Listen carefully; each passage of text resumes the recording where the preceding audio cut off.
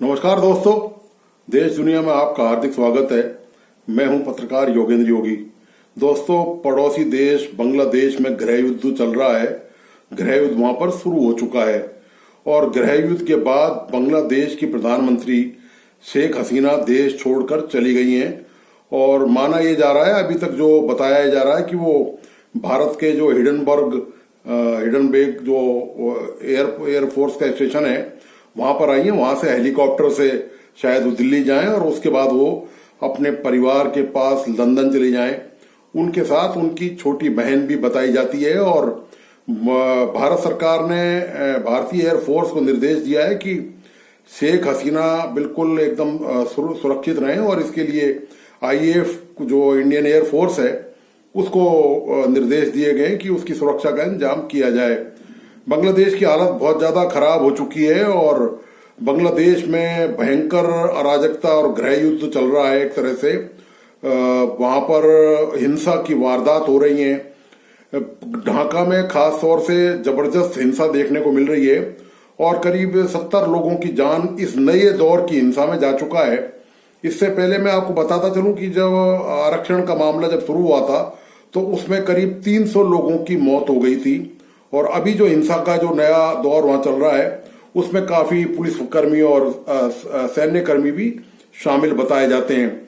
उपद्रवियों ने ढाका में जो गण भवन है, जो प्रधानमंत्री का आवास था, उस पे कब्जा कर लिया, उसके कमरों पे कब्जा कर लिया, संसद भवन पे वहां पर कब्जा हो गया है और वो उपद्रवी वहां पर जमकर उत्पात मचा रहे हैं। इस बीच वहां पर सेना ने कमान संभाल ली है और सेना ने कमान संभालने के बाद जो सेना प्रमुख हैं बांग्लादेश के, उन्होंने अपील की है कि वो एक साझा सरकार का गठन करेंगे और देश के लोगों से अपील उन्होंने की है कि वो हिंसा से और किसी तरह की गड़बड़ी से दूर रहें और जल्दी व्यवस्था नियंत्रित हो जाएगी। दोस्तों, ये जो घटना है ये बड़ी दुर्भाग्यपूर्ण घटना है और चूंकि भारत से बांग्लादेश की करीब 4,500 किलोमीटर की सीमा लगती है तो भारत में भी जो सैन्य बल हैं, जो बीएसएफ हैं, उनको अलर्ट किया गया है कि किसी भी तरह की कोई वहां पर ऐसी नौबत नहीं आए कि कोई इस तरह की कोई वारदात वहां पर हो जाए। तो ये हालत हो चुकी है बांग्लादेश के और ये तो मैं केवल आपको रेफरेंस के तौर पे बता रहा हूं। दरअसल इसकी जो जड़ है वो आरक्षण है। मैं पहले भी इस बात पर निवेदन कर चुका कि जो आरक्षण है वो बहुत ही खतरनाक चीज है और उसका एक बार जिन्न यदि बोतल से बाहर आ जाता है तो उसको वापस बंद करना बहुत मुश्किल काम है। आरक्षण की शुरुआत के कारण ही बांग्लादेश में यह आग लगी है।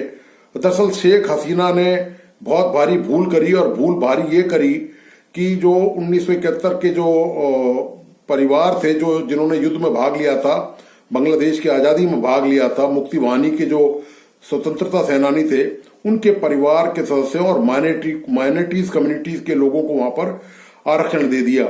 इसके बाद से भीषण वहां पर दंगे शुरू हुए, पूरे देश के युवा सड़कों पर उतर आए, विश्वविद्यालय बंद हो गए, कॉलेज बंद हो गए, इंटरनेट की सेवाएं अभी तक भी बंद पड़ी हुई हैं और जबरदस्त हिंसा का वातावरण पूरे देश में हुआ। आखिरकार जब उच्चतम न्यायालय ने इस आरक्षण को जो सरकार ने वहां पर लागू किया था इसको अमान्य कर दिया और गैर कानूनी घोषित कर दिया, उसके बाद वो हिंसा थम गई। लेकिन थमने के बाद शेख हसीना ने, प्रधानमंत्री जो थी वहां की, वहां उन्होंने गलती ये कर दी कि इस तत्काल, चूंकि घाव ताजा ही था पूरे देश में और काफी लोगों की वहां युवाओं की जान जा चुकी थी, गलती ये कर दी कि विपक्षी पार्टी और जमाते इस्लामी जो कट्टरपंथी पार्टी मानी जाती है और ये माना गया कि इनके जो स्टूडेंट विंग है उन्होंने ही हिंसा और तोड़फोड़ में बांग्लादेश में भाग लिया था, तो इन पर प्रतिबंध लगा दिया गया।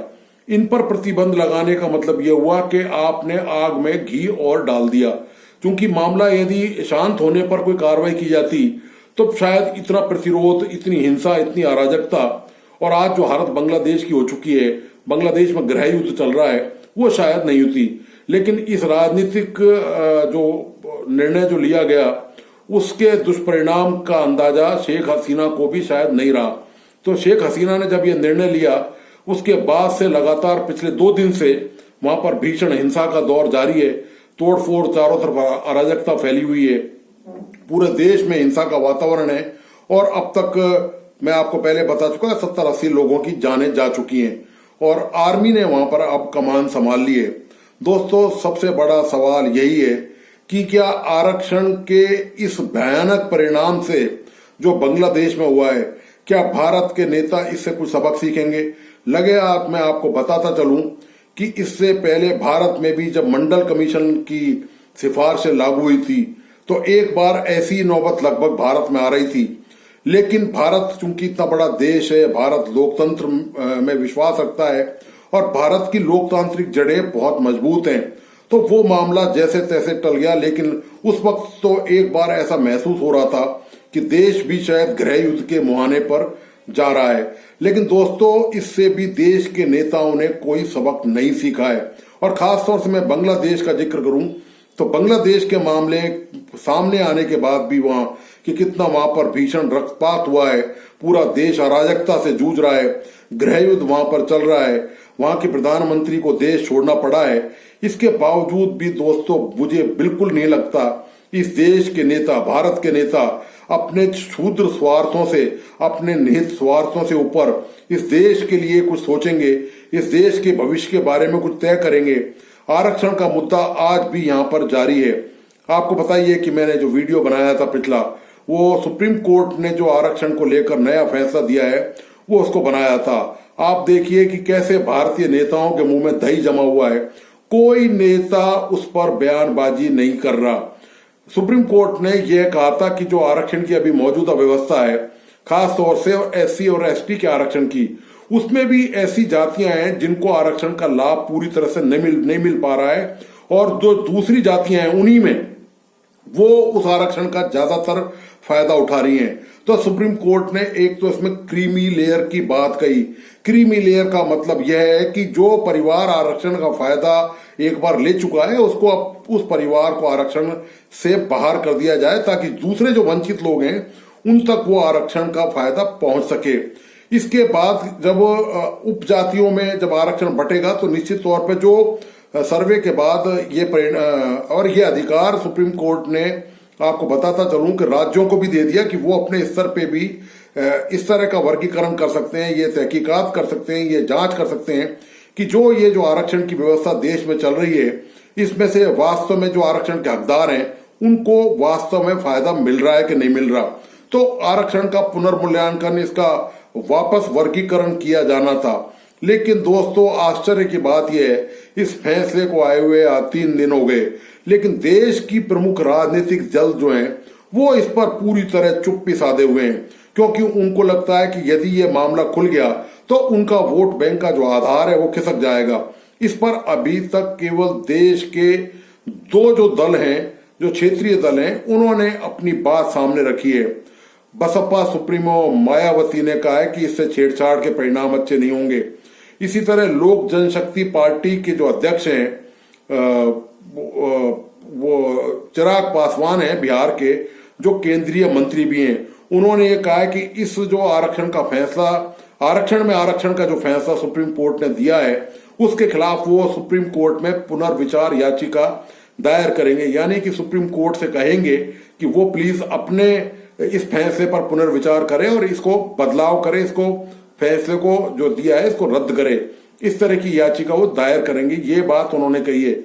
इसके अलावा कोई भी नेता आरक्षण के मुद्दे पर, मैं यहाँ एक बात स्पष्ट करता चलूं, मैं आरक्षण के खिलाफ नहीं बोल रहा हूं, मैं यह कह रहा हूं कि जो सुप्रीम कोर्ट ने व्यवस्था दी है कि आरक्षित जो वर्ग हैं अनुसूचित जाति जनजाति के, उनमें जो वंचित वर्ग रह गया है, कुछ वर्ग उसमें से कुछ जातियां ऐसी हैं कि वो सारे आरक्षण का फायदा उठा रही हैं, और जो दूसरी जातियों तक आरक्षण का फायदा पहुंचना चाहिए वो उन जातियों तक नहीं पहुंचा।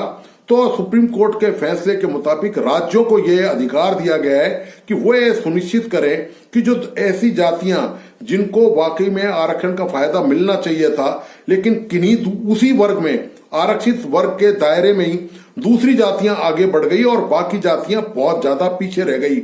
आज भी उनकी सामाजिक आर्थिक हालत बहुत ज्यादा खराब है। तो उस पर विचार करें और उनको आरक्षण का लाभ मिल सके, इसलिए उनका कोटा, इसी में से, इस कोटा में से, जो मौजूदा कोटा है उसमें से एक सर्टेन कोटा, एक निश्चित कोटा उनके लिए निर्धारित करें ताकि उनको आरक्षण का फायदा मिल सके। ये सुप्रीम कोर्ट ने व्यवस्था दी है। इसके बाद आप देखिए कि कोई भी नेता पार्टी का, दोस्तों इतने डरपोक हैं भारत के नेता और वोटों की राजनीति में इतने अंधे हैं, इतने लिप्त हैं, इतने स्वार्थी बन चुके हैं कि इस मुद्दे पर बहस करना ही नहीं चाहते, इस मुद्दे पर सामने आना ही नहीं चाहते, बिल्कुल खामोश है इस मुद्दे को लेकर। हाँ, लेकिन यदि आरक्षण बढ़ाने की मांग हो तो आप देखिए नेता एक से एक बढ़कर आगे आएंगे और उनमें बाकायदा होड़ और प्रतिस्पर्धा भी शामिल हो जाती है।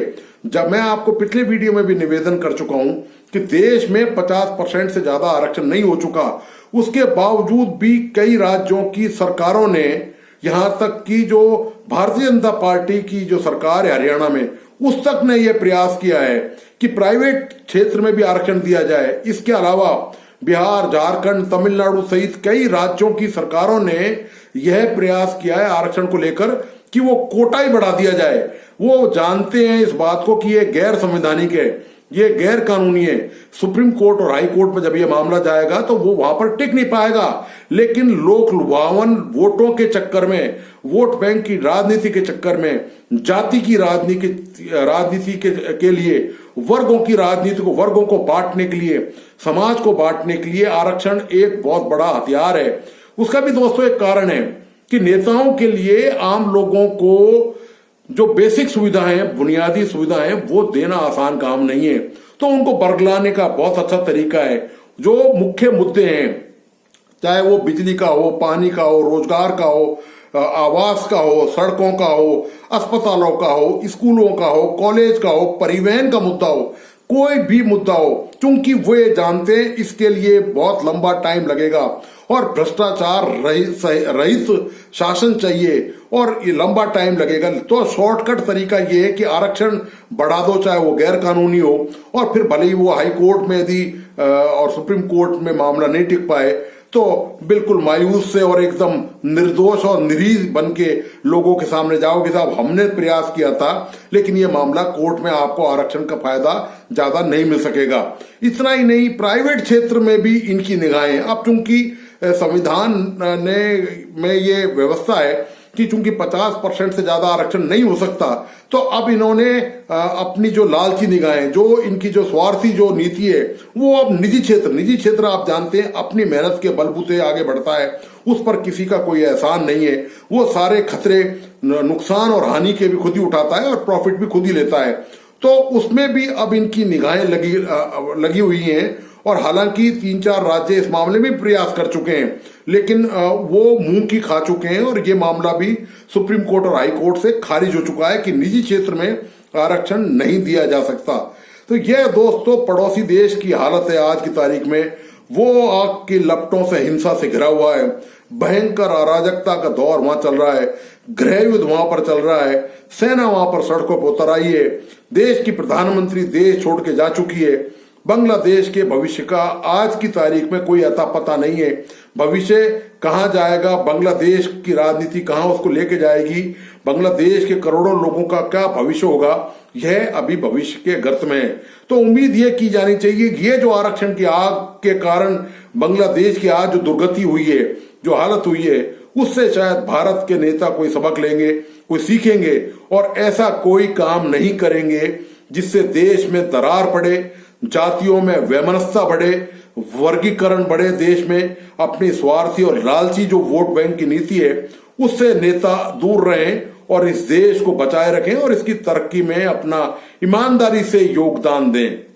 तो दोस्तों, आपको आज का विश्लेषण कैसा लगा, प्लीज अपने लाइक्स और कमेंट के साथ मुझे जरूर बताइए और इस वीडियो को अपने दोस्तों और अपने परिजनों को जरूर शेयर करें। साथ ही जिन मित्रों ने इस यूट्यूब चैनल को लाइक सब्सक्राइब नहीं किया है, वे प्लीज सब्सक्राइब करें और इस चैनल को लाइक और कमेंट के साथ मुझे जरूर अवगत कराएं। धन्यवाद, नमस्कार।